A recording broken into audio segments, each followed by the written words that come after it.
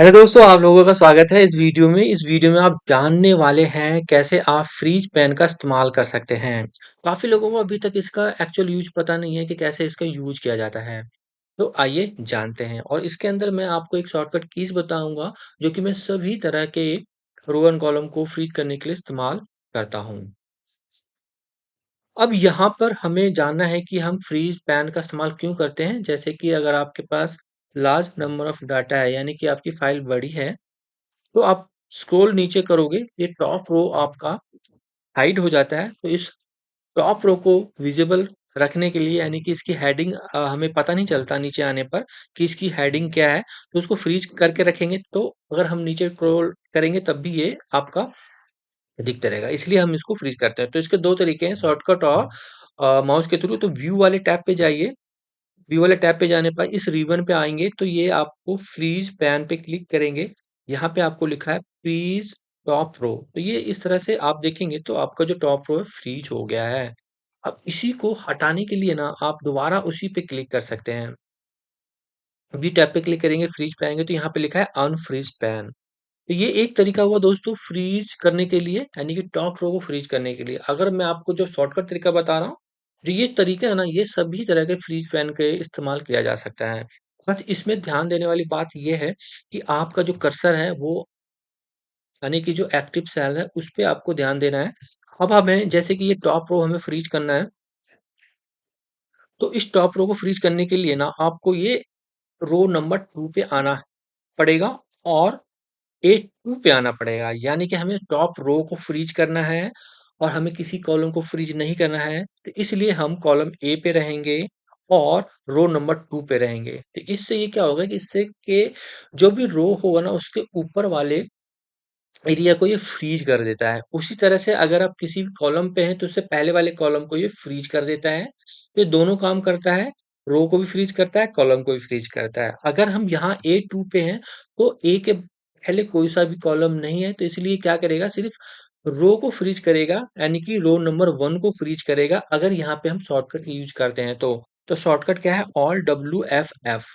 तो आप देखोगे तो इसने रो को तो फ्रीज कर दिया है, टॉप रो को, लेकिन इसने कॉलम को, किसी भी कॉलम को फ्रीज नहीं किया है। तो इसका यहाँ पर आपका कर्सर कहाँ पे है, किस वाले सेल पे है, किस वाले रो या कॉलम पे है, इसका ध्यान देने की जरूरत है। तो इसको Alt+W+F दोबारा से अनफ्रीज करने के लिए भी इस्तेमाल कर सकते हैं, यानी किसी भी तरह को अनफ्रीज करने के लिए Alt+W+F कर सकते हैं। तो इसको अगर माउस के थ्रू करना होता, तो आप यहाँ पर रिव्यू भी जाते, सॉरी, व्यू पे जाते और फ्रीज पैन पे क्लिक करोगे, तो यहाँ लिखा फ्रीज पैन। तो यही मैंने शॉर्टकट तरीके से भी इसको मैंने यूज किया है। तो फ्रीज पैन पे क्लिक करोगे, तो ये जो जहां पे भी आपका जो कर्सर है, उसके ऊपर और उसके साइड वाला, यानी लेफ्ट वाले एरिया को फ्रीज कर देता है। इसका कहने का मतलब ये है। तो इसको हम शॉर्टकट के थ्रू करते हैं, Alt+W+F। मैंने फ्रीज किया था, अनफ्रीज कर दिया। अब हमें चाहिए कि ये जो कस्टमर आईडी है वो भी विजिबल हो। अगर हम इस तरह से मूव करें, तो हमारा कॉलम भी फ्रीज हो जाए और हेडर भी फ्रीज हो जाए एक साथ। तो हमको वहां पे आना है, हमें आना है B2 पे। तो B2 पे आने के बाद, यानी कि हम रो नंबर 2 पे हैं, तो रो नंबर 1 फ्रीज हो जाएगा, यानी कि रो नंबर 2 से ऊपर जितने भी वो फ्रीज हो जाएगा। अगर बी नंबर कॉलम पे, तो एक कॉलम आपका फ्रीज हो जाएगा। तो Alt+W+F प्रेस कीजिए, तो आपका रो और कॉलम दोनों फ्रीज हो गया। यहाँ पे आपको देखोगे तो इसने निशान भी बना के दे दिया है, तो इसका मतलब आपका हेडर और कॉलम दोनों फ्रीज हो गए हैं। तो इसको अनफ्रीज करने के लिए Alt+W+F प्रेस कीजिए। अब हमें चाहिए कि हमें नेम भी चाहिए, फर्स्ट नेम भी चाहिए, ये तीनों कॉलम चाहिए फ्रीज करने। यानी कि हम इस साइड में जाए ना, तो इस साइड हमें तीनों कॉलम दिखे, तो और हेडर भी दिखे। तो इसके लिए हम क्या करना, हमें करना होगा, हमें फर्स्ट रो फ्रीज करना है, तो हम 2 नंबर वाले कॉलम पे आ जाएंगे, और हमें 3 कॉलम फ्रीज करना है, A B C। तो हमें डी वाले कॉलम पे हमें आना है। तो यहाँ पे हमें आना है D2 पे। तो यहाँ पे आने के बाद आपको Alt+W+F प्रेस करना है। तो अब देखोगे तो इसने यहाँ पे मार्क बना के दे दिया है, ये वाला।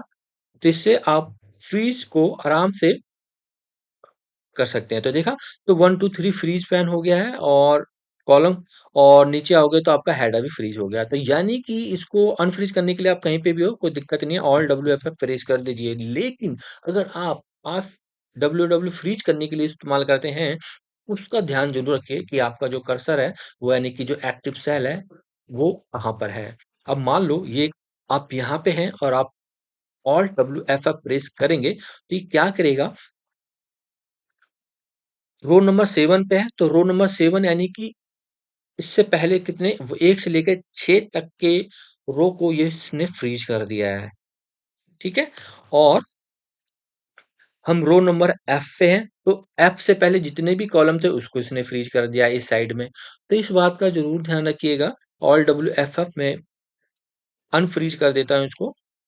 तो शॉर्टकट कीज से दोस्तों आप टॉप रो या फर्स्ट कॉलम या फिर जिस भी कॉलम रो को आप फ्रीज करना चाहते हैं, इस वाले शॉर्टकट कीज के थ्रू फ्रीज कर सकते हैं। अगर आपने इस वीडियो में कुछ सीखा है तो वीडियो को लाइक शेयर करना मत भूलिएगा। अगर आपके पास कुछ क्वेश्चंस है तो कमेंट बॉक्स में मुझे जरूर बताइएगा। इस चैनल को सब्सक्राइब कर लीजिए, बेल आइकन प्रेस कर दीजिए। इन फ्यूचर अगर मैं कोई नई वीडियो बनाता हूँ तो उसकी नोटिफिकेशन आप तक सबसे पहले पहुंच जाएगी।